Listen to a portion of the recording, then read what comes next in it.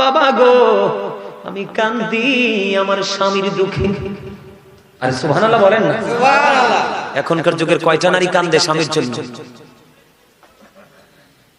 কথা বলেন না। মা কেন কান্দেন স্বামীর জন্য? বাবা গো আমার স্বামীটা 2 দিন 3 দিন 4 দিন পর্যন্ত আনাখানা থাকে, উপাস থাকে, এটা সহ্য করতে পারি না, আমি বিবি হিসেবে সইতে পারি না গো বাবা, এই জন্য আমি কান্দি। এবার আমার নবীজি বললেন সঙ্গে সঙ্গে ফাতেমাকে, মা আপনি আপনার জায়নামাজের একটা কোনা উল্টে দেন, ভেঙে দেন। বুঝে নেন, যখন মা ফাতেমা যখন জায়নামাজের একটা কোণ যখন ভেঙে দিল, ভেঙে দিতে দেরি রে, এবার চাইয়া দেখে স্বর্ণের বন্ধ স্রোত বয়ে যাচ্ছে। জোরে বলেন না। তুলে দেওয়া হলো, কান্না থামাতে পারে না ফাতেমা, কলিজা ছিঁড়ে বন্ধ, কলিজা ফেটে কান্না আসছে, আর একটু একটু করে ময়লাগুলো সরিয়ে দিল, বাবাকে সেজদা থেকে মাথা ওঠানোর জন্য সহযোগিতা বন্ধ করে দিল।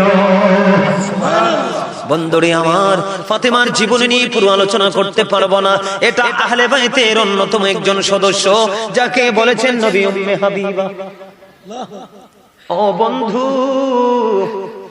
আমার নবী বলেছে আমি যে তোমাদের কাছে এত নিয়ামত দিলাম, সত্য রাস্তাটা দেখিয়ে দিলাম, অপরাধ থেকে বেঁচে থেকে জান্নাতি হওয়ার জন্য সকল নিয়ামত দেখিয়ে দিলাম, এর বিনিময়ে আমি কিছুই চাই না রে, আমি চাই শুধু আমার পরিবারের ভালোবাসা।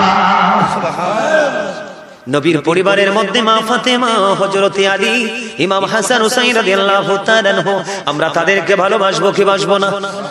তাদের সে সম্মান করব কি করব না?